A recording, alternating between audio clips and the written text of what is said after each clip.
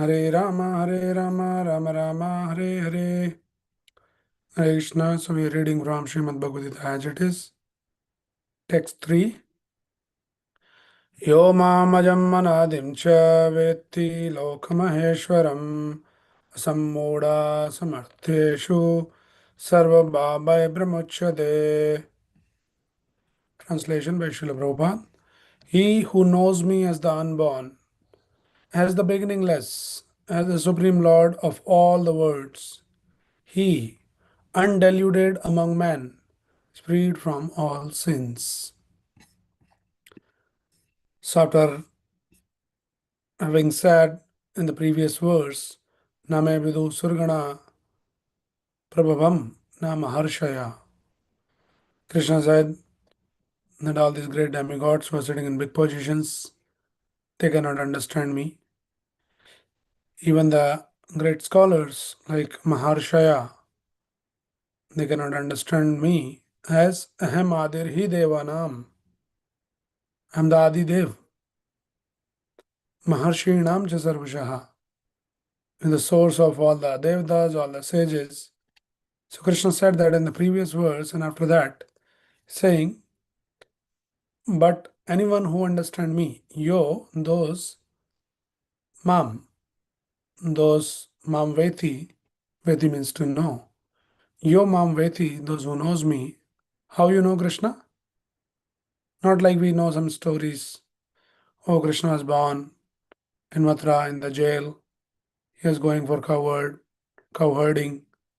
All of that is great to know all the story. I think most of us, we know the story. But that is not equivalent to knowing Krishna. So Krishna himself is telling that one who knows me as Ajam. Ajam means unborn. I am unborn. Anadim. I have no Adi. I have no beginning. Beginningless. And also Lok Maheshwaram. Krishna said the same thing earlier also in the 5th chapter. Bhoktaram Yagatapsam Sarvaloka Maheshwaram. So one should know Krishna like this. That Krishna is the Lok Maheshwaram. Lok Maheshwaram means he is the proprietor of all the three worlds. He is the Bhoktaram. He is the supreme enjoyer. Here Krishna is saying he is Ajam. He is unborn. He never takes birth. He is Anadim. He is beginningless. Means he has never been created. Like all of us, we take birth at one point. We have been created. Like that. But Krishna is not Ja. He is Ajam. He is Anadim. Lok Maheshwaram. And then he's saying one who knows like this, Asammudaha. Muda means one who is in delusion. Asamuda means free from delusion, free from all the doubts. So one who does not have any doubt about Krishna's personality as Ajam, Anadim, Lokamaheshwaram, no doubt. Oh, how Krishna can be Ajam? I know that Krishna took birth from Devaki and Vasudeva. Why Krishna is saying I am Ajam?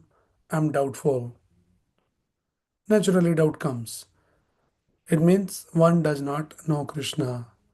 Like Krishna is saying here, Asammudaha. Asammuda means know me without a doubt. Krishna is saying, I am Ajam, unborn, I never takes birth. And we say, yes, Krishna is unborn. So we'll talk about that. So Asammudaha Samartyeshu. Martyeshu referring to the mortal being, the people in this material world, living entities in this material world. They're referred in the scriptures as Martyeshu, one who has to die. Martyeshu. This material world is also referred as Martya Loka. Means in this Loka everybody has to die. So Asammuda Samartyeshu. Then the person who is Martyeshu, who's mortal being, who knows me, Krishna is saying, who knows me like Ajam, Anadim, Lok Maheshwaram, then what will happen to that person? Sarva Papai Pramuchate. He'll become free from all the sinful reactions. Or in other words, Krishna is saying that he'll become free from all the suffering. Because so far there is a papa, there is sinful activities and some reactions are waiting, then person is bound to suffer. But As soon as we know Krishna as Ajam, Anadim, Lokamaheshwaram, then Sarva Papai Pramuchate. One will become free from all the sinful reactions, all the suffering. And Krishna has confirmed that in the fourth chapter. So that verse was Janma Karma cha May Divyam Evam Yo Veti Tattvadaha Tyaktva Deham Punarjanmai Naiti Mameti So Arjuna. One who knows my Janma, my appearance, my transcendental activities, then after giving up this body, he never takes birth here in this material world. Meaning he becomes free from all this bondage of karma, pap karma, punya karma, everything he becomes free, and he never takes birth again. He goes back to Krishna. And again, Krishna is saying, one who knows me here rightly, Ajam Anadim, Loka Maheshwaram, without doubt, then Sarva Papai Pramuchade. He becomes freed from all the sins. So Prabhupada uses a long purport here, a lot of points Prabhupada is covering. Prabhupada started the purport paraphrasing the famous verse, Manushyanam Shastreshu Kashit Yadati Siddha, which Krishna already spoke in the 7th chapter, meaning Manushyanam Shastreshu, there are thousands and thousands of living entities. Among all those living entities, one who try to elevate himself on the platform of spiritual realization, he is not ordinary person. He is superior to millions and millions of ordinary people. There, Manushyanam Shastreshu Kashit Yadati Siddhaya. But who takes this path of spiritual realization, he is superior than millions of those people who are not interested.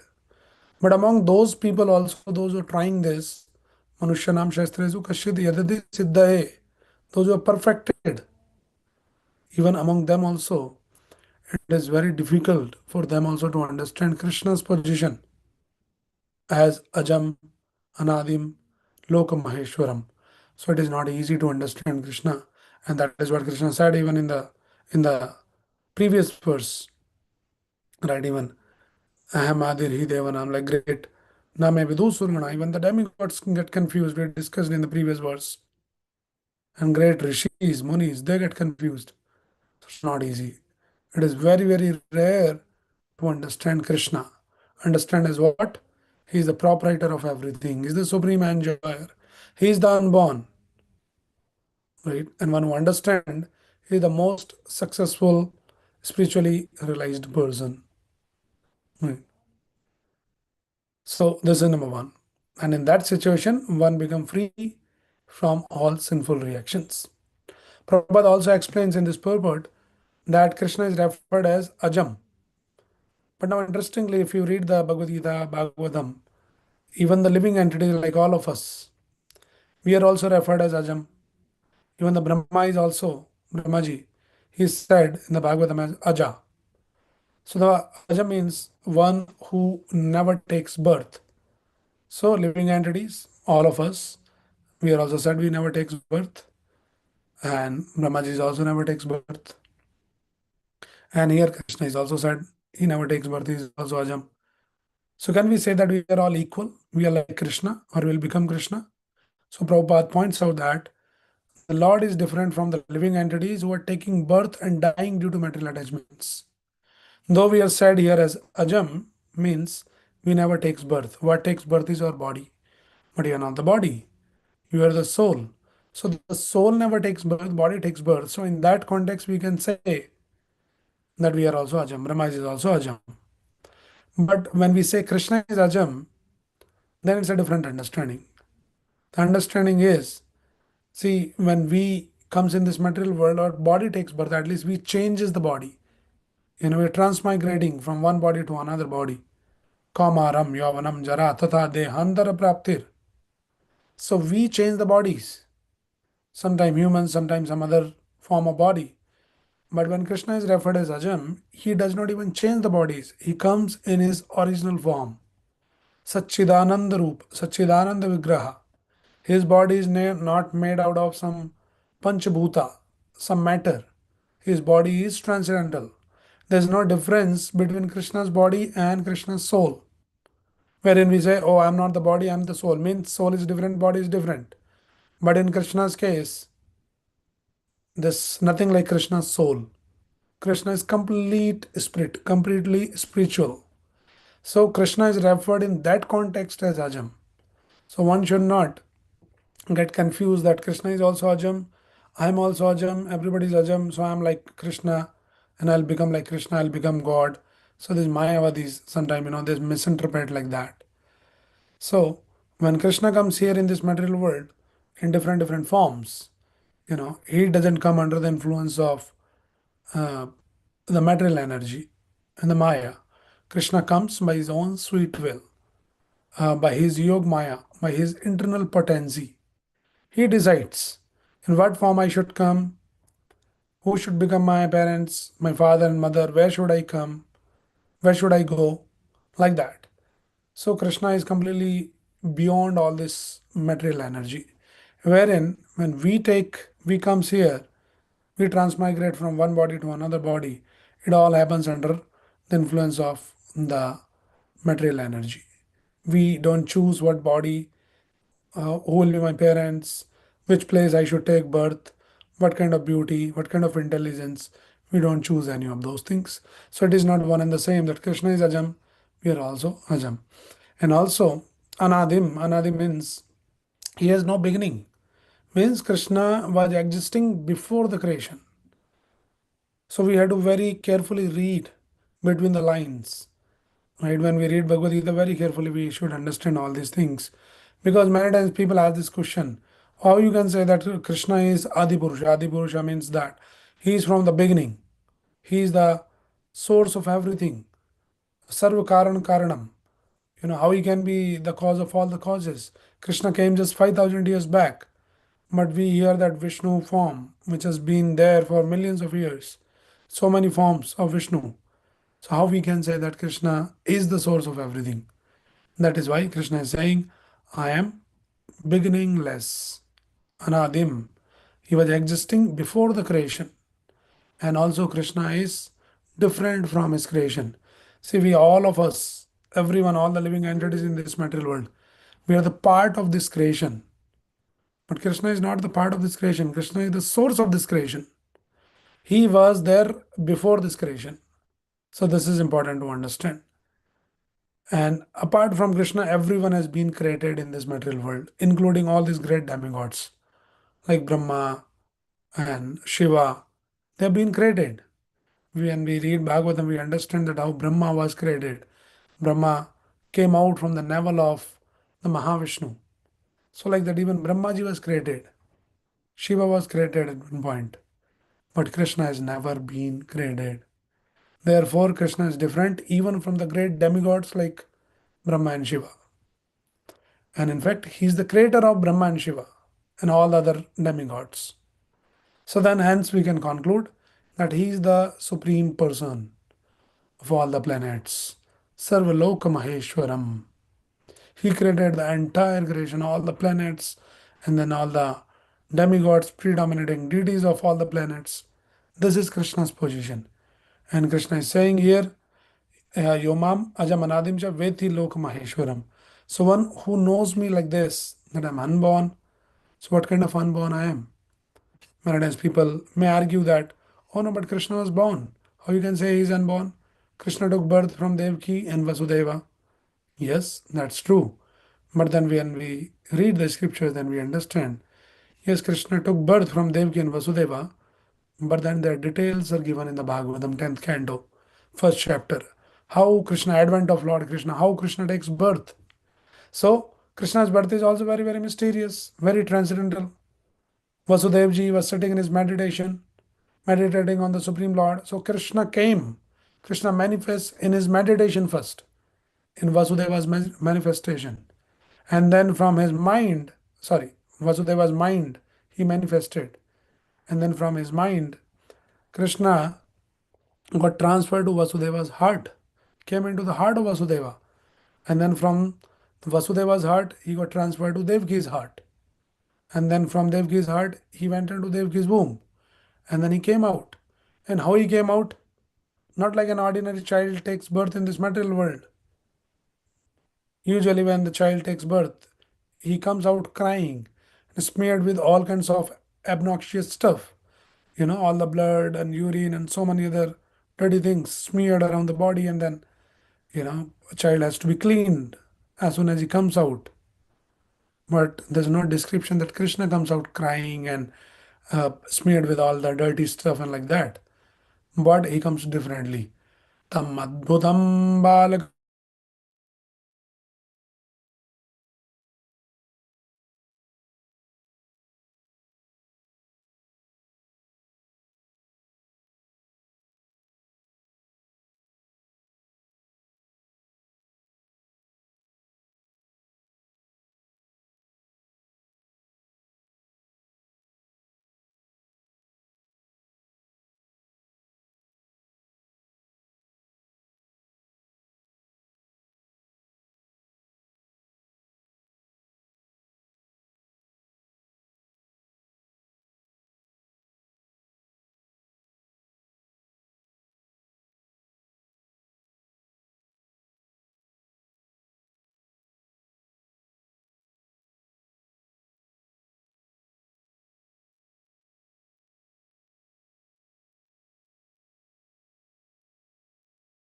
is not ordinary. He is not ordinary balak. He is adbhut balak, wonderful child.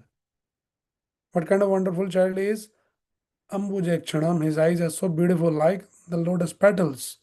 And when Krishna came in front of Devaki, he came as Chaturbudam. Chaturbhuja means he came in the four-handed form. And all these uh, different hands he was holding. Shankha Gadadi Udayudham. Shankha Chakra Gada Padma. Have we ever seen any child in this world who comes holding Shankha Chakra Gada Padma or anything he's holding? you know. And then Srivasta Lakshamam, Galashobi Kaustubham, and fully decked up, fully decorated. Srivas is there on his chest, and then Shobi Kaustubham, decorated by the Kaustubhamani, Pitambaram. He came out dressed, Pitambaram, dressed in yellow silken garments. Sandra Payod Swabhagam. So, like that, this is the kind of description. So, people, those who doesn't know Krishna, they might think that Krishna is also, one among all so many different living entities. He also took birth, but here it is said he is Aja. We understand that Krishna never takes birth, right? And these are the kind of descriptions. And Krishna comes in different forms, and he proves.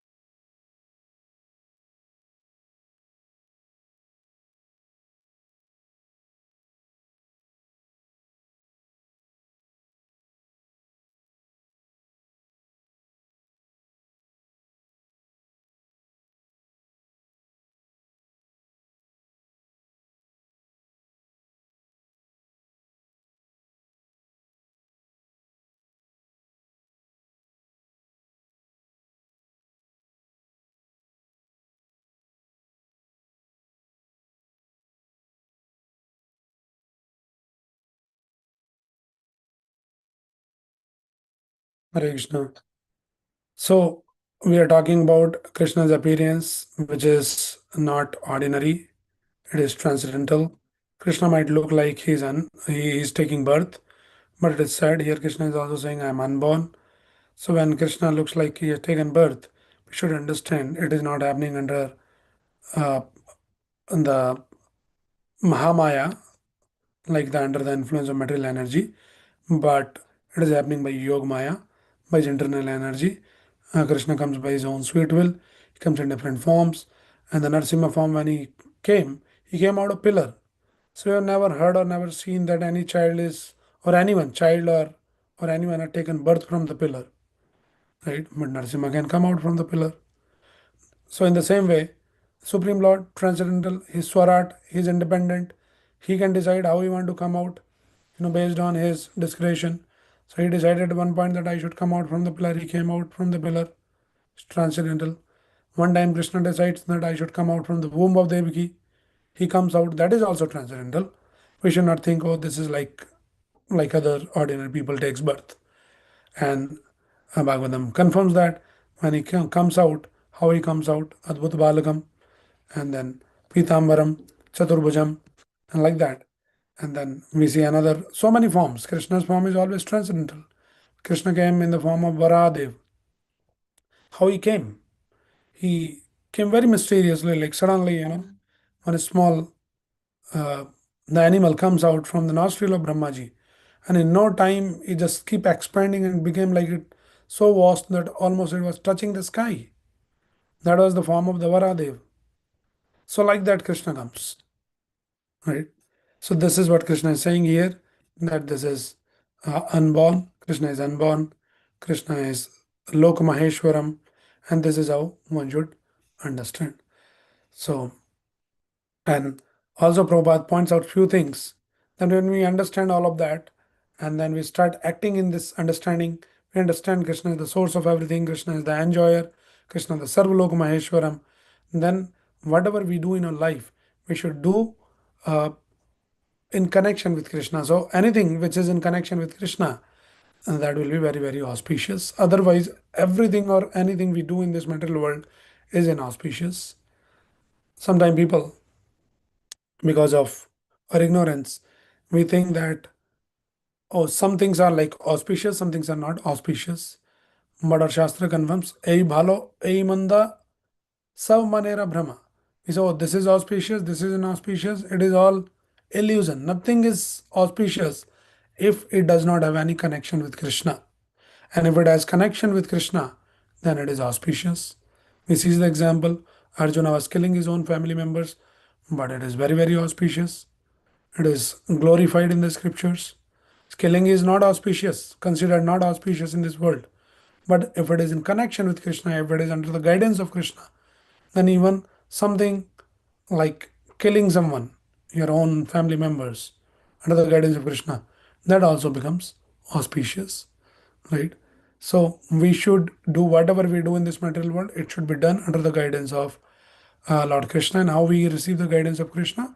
So Prabhupada explains one should receive the guidance from Krishna. It is considered as if you take the guidance from the Guru, Sadhu, and Shastra. So when we take the guidance and we learn to live our life, to lead our life, and to act as per the direction of Guru, Sadhu, and Shastra, then all action done under such direction are free from the reactions of pious or impious activities of this material world. Right.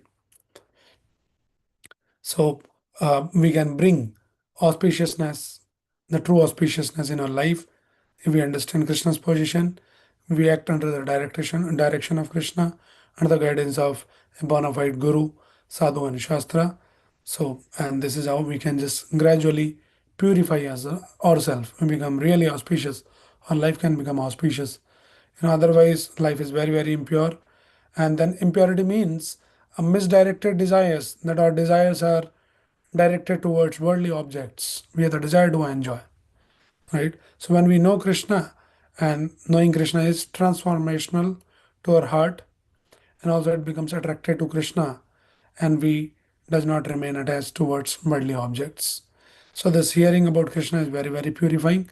So one should read Bhagavad Gita, Bhagavatam every day, Nityam Bhagavata Sevya. Every day we should hear, every day we should chant, we should hear Krishna's name. And hearing about Krishna's name, form, pastimes, it is very, very purifying. Right? And like that, we will become purified. Otherwise, no other way to get purified, to bring that auspiciousness in our life. Like all these karm kandis, they thinks this is auspicious and this is not auspicious. So I'll do this, I'll not do this. Gyanis think everything is cause of bondage. So I'll not do anything. But devotee understand rightly that everything should be utilized in the service of Krishna. And that is how devotee leads his life. And when whatever he does for Krishna, then everything is auspicious. But to do everything for Krishna, first you should know Krishna. Then we'll be inspired to do everything, whatever we do in our life, it should be in Krishna consciousness. And that way we can become very, very pure. Everything will be auspicious. We'll become free from all the sins, as Krishna is saying here, Sar pape pramuchyate.